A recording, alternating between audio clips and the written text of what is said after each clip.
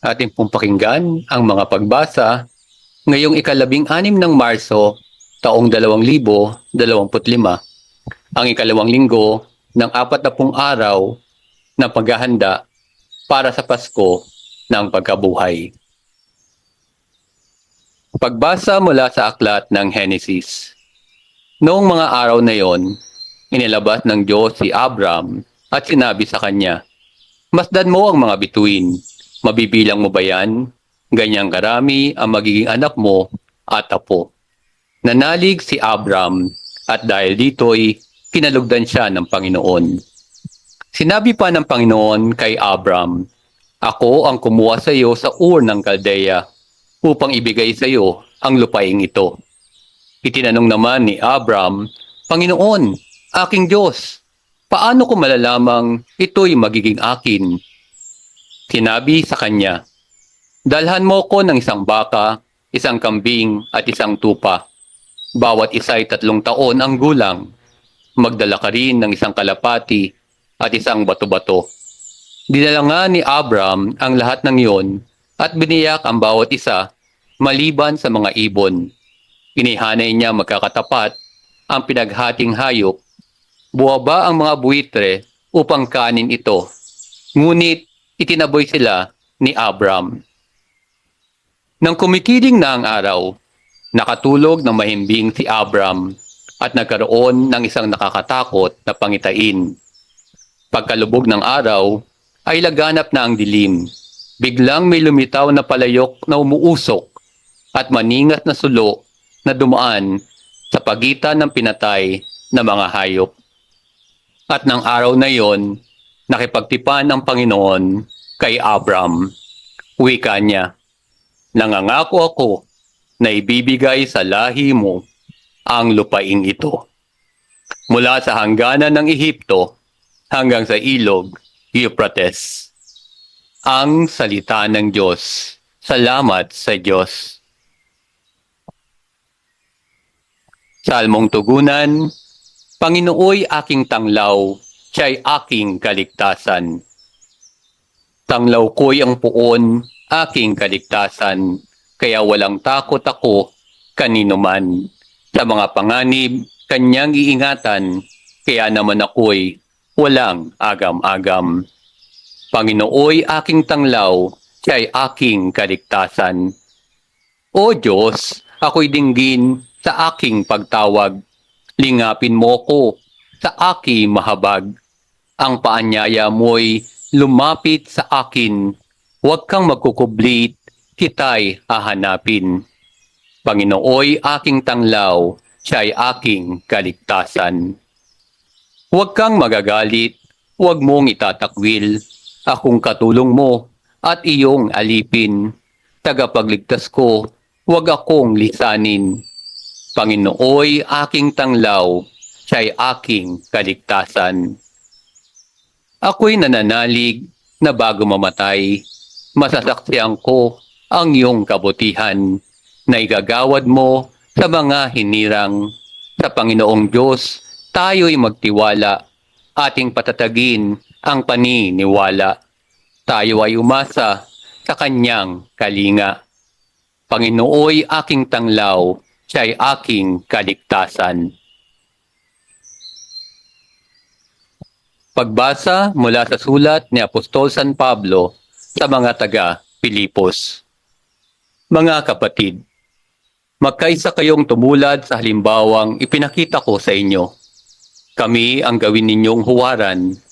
Masdan ninyo ang lahat ng sumusunod sa mga halimbawang ito, tulad ng malimit kong sabihin sa inyo. At ngayoy luwaang inuulit ko. Marami ang namumuhay bilang mga kaaway ng krus ni Kristo. Kapahamakan ang kahinatnan nila sapagkat ang dinidiyos nila ay ang hilig ng kanilang katawan. Ikinararangal nila ang mga bagay na dapat sana nilang ikahiya at ang pinag-uukulan lang nila ng pansin ay ang mga bagay na panlupa. Sa kabilang dako, ang langit ang tunay nating bayan. Mula rooy, hinihintay nating may pananabik ang Panginoong Hesukristo. ang ating tagapagligtas. Pagdating ng araw na iyon, babaguhin niya ang ating katawang lupa at gagawing maluwalhati tulad ng kanyang katawan sa pamamagitan ng kapangyarihang ginamit niya sa pagpapasuko sa lahat ng bagay. Kaya nga, minamahal ko mga kapatid, aking kagalakan at karangalan na lagi kong kinasasabikang makita uli. Magpakatatag kayo sa inyong pamumuhay na nakaugnay sa Panginoon. Ang salita ng Diyos. Salamat sa Diyos. Sa ulap na maliwanag, ito ang siyang pahayag. Ang Diyos Ama na nangusap. Ito ang mahal kong anak, lugod kong dinggin ng lahat. Ang mabuting balita ng Panginoon ayon kay San Lucas. Papuri sa iyo, Panginoon. Noong panahong iyon, umakyat si Jesus sa bundok upang manalangin. Isinama niya sina Pedro, Juan at Santiago. Samantalang siya'y nananalangin, nagbago anyo ng kanyang muka. Nagningning ang kanyang kasuotan na naging puting-puti. Di kaginsay-gisay, lumitaw ang dalawang lalaki, sina Moises at Elias, na napakitang may kaningningan at nakipag-usap sa kanya. Pinag-usapan nila ang nalalapit na pagpanaw ni Jesus na magaganap sa Jerusalem. Tulog na tulog si Pedro at ang kanyang mga kasama. Ngunit sila'y biglang nagising at nakita nila si Jesus na nagniningning at ang dalawang lalaking nakatayo sa tabi niya. Nang papaalis na sa tabi ni Jesus ang mga lalaki, sinabi ni Pedro, "Guro, mabuti pa'y dumito na tayo. Gagawa po kami ng 3 kubol.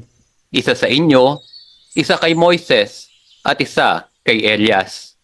Ang totoo'y hindi niya nalalaman ang kanyang sinasabi. Nagsasalita pa siya nang matakpan sila ng isang ulap at sila'y natakot.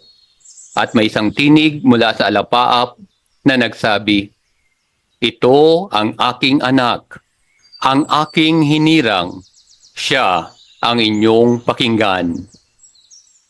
Nang tumigil ang tinig, nakita nilang nag-iisa na si Jesus at hindi muna sinabi ng mga alagad kanino man ang kanilang nakita. Ang mabuting balita ng Panginoon. Pinupuri ka namin, Panginoong Hesukristo. Ngayon po, tayo ay nilay rasal para sa ating mga napakinggang pagbasa. Mahal naming Ama, sa araw na ito, habang kami nagbubulay-bulay sa iyong salita, naway maunawaan namin ang kahalagahan ng pananampalataya, pagtitiwala, at ang pagbabagong anyo. Tulungan mo kaming iwaksi ang aming mga alinlangan at maging handa kaming tumugon sa iyong tawag ng pagmamahal. Panginoon, tulad ng iyong pinakita kay Abram sa aklat ng Henesis, naway magkaroon kami ng matibay na pananampalataya sa iyong mga pangako. Tulungan mo kami magtiwala sa iyong plano at maging handa kaming sumunod sa iyong kalooban. Turuan mo kami maging mapagkumbaba at magtiwala sa iyong pagliligtas.